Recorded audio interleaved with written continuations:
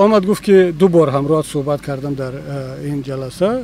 من کم هست که رهبری دولت باید نفر دو مرتبه سلام کند.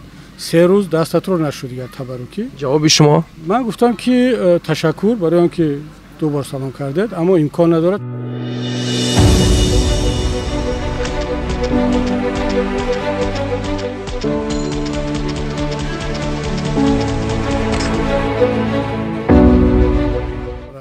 دیومش که در تاجیکستان ما آشکار مبارزه بردیم، هر چیزی که از دست ما می اومد کردیم.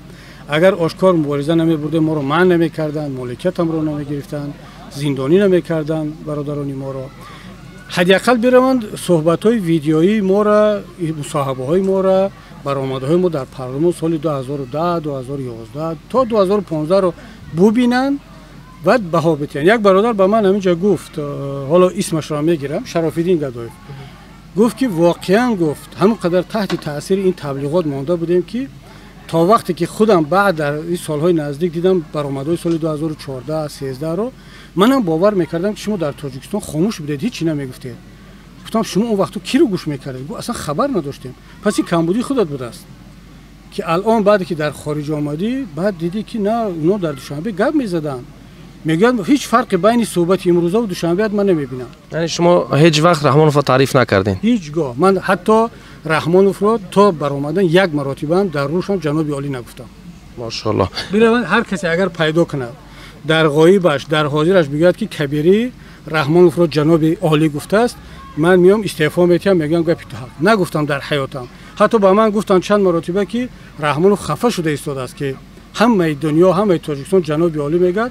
من در صحبت روز میگم جناب پرزیدنت، محترم پرزیدنت. من گفتم من از روی کنستیتوسیا گپ میزنم. در کنستیتوسیای جمهوری تاجیکستان عنوان جناب عالی نیست. این عمل غیر کنستیتوشنی است. بالاترین منصب پرزیدنت است و بالاترین مقام و افتخار جناب پرزیدنت است. از این بیشتر من نمیگم. خب من این رو بدون دغدغه میکردم، بدون واهمه میکردم، بدون رکلام میکردم، آرام میکردم. مردم فکر میکنن که در دوشنبه ما خاموش بودیم، حرف نمیزدیم. از رحمانوف پرسید که کبیری چی گفته است و چی میگه. رحمانوف وقتی که آدما می آمد همراهش صحبت میکردن، سلام میکردن، دیگر واقعا اونها رو لرزه میگرفت. من حالا با اینا آشکار میگم. اما رحمانوف وقتی آمد سلام کردیم، صحبت کردیم و شوخی آمیز بود یا به هر باور گفت که 3 روز این بیگا 2 بار همراه سلام کردم. واقعا یک بار در درآمد جلسه قدیم سلام کرد. بعد وقتی که مهمونا را خیر مقدم میگو با اومد سلام کرد و گفت که 2 بار همراه امروز سلام کردم، این کم میشود که من با یک از 2 بار سلام کردم، 3 روز دستت رو نشو تبرکی. یعنی بعد گفتم امکان ندارد، من میرم تورات میکنم، وضو میگیرم. یعنی شما میگه گفتین؟ گفتم اشکار در حضور وزیران، در حضور گفتن که ما شاهدا کی بودن؟ یعنی بودن سعید بود، طلبک نظروف بود، ساتیروف بود نماینده آن و سفیر روسیه رمضان عبداللطیف در استالیمو می نشستند. اما ضیافت میتونین یک بار تکرار کنم گپ شما را که رحمانوف با شما گفت؟ اون چون آمد گفت که 2 بار همراه صحبت کردم در این جلسه. من کم هست که رهبری دولت باید نفر 2 مرتبه سلام کند. 3 روز دستت رو نشد دیگر تبرکی. جواب شما؟ من گفتم که تشکر برای آنکه 2 بار سلام کردید، اما امکان ندارد چون من رفته تورات میکنم، نماز میخونم و میشونم دستم رو. یک کمی همتر ایستاد و بعد گفت که خودت یک آدم اینتلیجنت و باسواد هستی، یا متعصب نیستی گفت یا فوندامنتالیست نیستی. یک کلمه رو استفاده کرد. چرا این گونه فکر میکنی؟ گفتم این چی ربط دارد به تعصب و به فوندامنتالیسم؟ من مسلمانم باید تورات کنم دیگر، ولی احترام شما را قدردانی میکنم و تشکر که لطف کرده، اما دیگه این نماز است و روزه است یا من امکان ندارم. بعد که رحمانوف دور شد یک کمتر ناراحت شد. زید و من زید سعید گفت که به فکرم کمتر سخت گفتی و ناراحت شد. گفتم حالا چی جواب میگفتم؟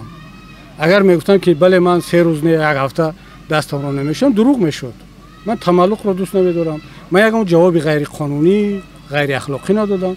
خب 3 روز نشو، برای چی 3 روز نشویم؟ من با پرزیدنت انسان است، قد یک نفر سلام میکرده است، چرا با 3 روز دستش رو نشوید؟ خب من پدرم سلام میکنم که بزرگترین انسان برای من بود، با مادرم بود، دستم رو میشوتم. چرا با پرزیدنت کارو نکنم؟ ما همین بود که از وطن به وطن شدیم، مالکیت رو گرفتن. وگرنه من نه غارت کردم، نه پول دزدیدم، نه ترور کردم، نه کشتم. همین بود که با یک دیکتاتور گفتیم که تو هم انسان هستی.